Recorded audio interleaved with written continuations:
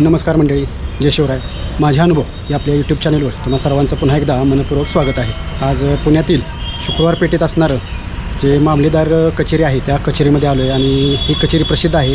ती म्हणजे अवघे 43 वर्ष लाभलेल्या भारतातील पहिले आद्य क्रांतिकारक ज्यांना म्हटलं जातं ते म्हणजे नरवीर उमाजीराजे नाईक यांना या ठिकाणी फाशी देण्यात आलेलं होतं. तर त्यांच्या पवित्र स्मृतींनी हा परिसर उजळ झालेला आहे, पावन झालेला आहे. तर या ठिकाणी आज आपण आलो आहे आणि सविस्तर आपण याची माहिती घेणार आहोत.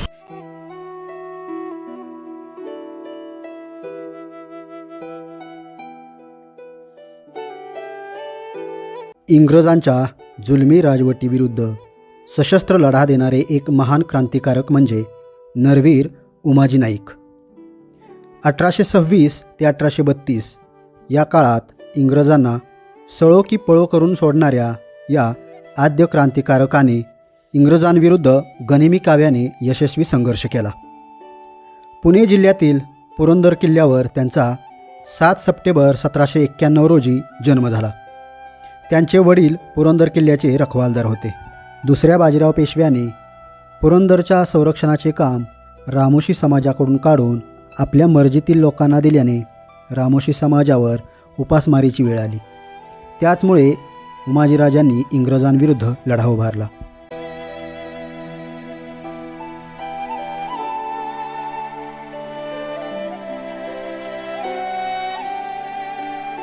लहुजी वस्ताद साळवे हे उमाजीराजांचे गुरु होते.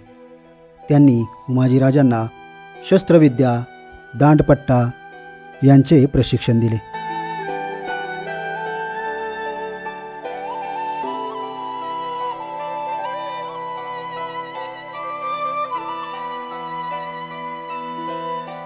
छत्रपती शिवरायांना आपला आदर्श मानणाऱ्या उमाजीराजांनी जेजुरी येथे स्वतःला राजा घोषित केले. गरीब आणि शोषितांचे ते तारणहार ठरले. इंग्रजांनी त्यांना पकडण्यासाठी 5 जाहीरनामे प्रसिद्ध केले. त्यांना पकडून देणाऱ्यांना भरघोस बक्षिसांची घोषणा करण्यात आली.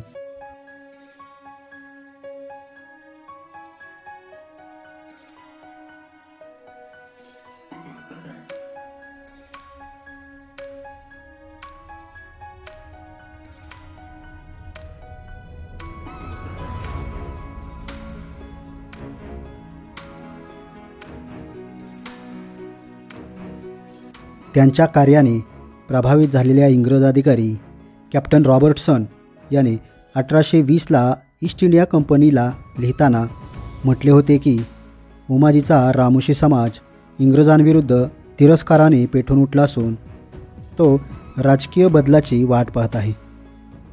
कोण सांगावे, हा उमाजी राजा होऊन छत्रपती शिवरायांसारखे राज्य स्थापणार नाही.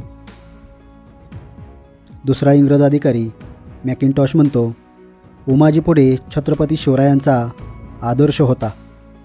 त्याला फाशी दिली नसती तर तो दुसरा शिवाजी झाला असता.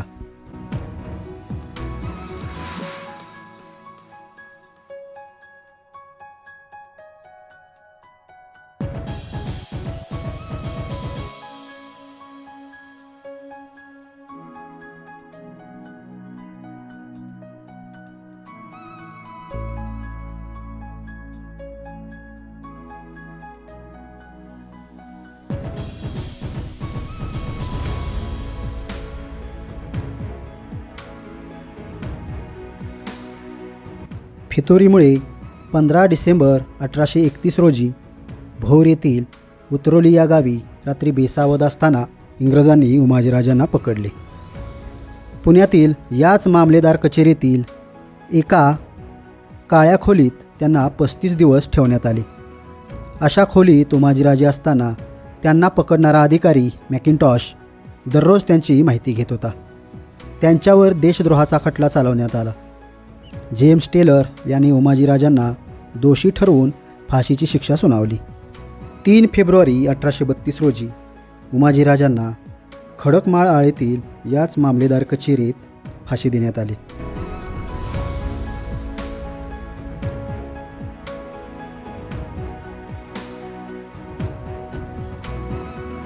इतरांवर दहशत बसावी यासाठी उमाजीराजांचे प्रेत कचेरीच्या बाहेरील पिंपळाच्या झाडाला 3 दिवस लटकावून ठेवण्यात आले होते.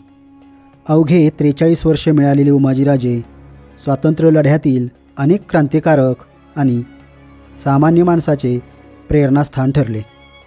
त्यांच्यापासून प्रेरणा घेऊनच वासुदेव बळवंत फडके यांनी 1845 साली इंग्रजांविरुद्ध बंड पुकारले.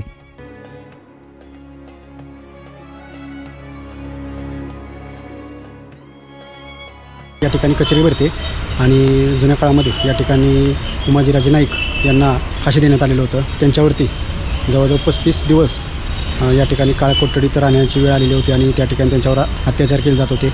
आणि त्या ठिकाणी कॅप्टन मॅकिंटॉश यांनी त्यांच्याविषयी महिनाभर डायरी लिहिलेली आहे. तर त्याच्यावरून आपल्याला कळतं की ते किती निडर होते.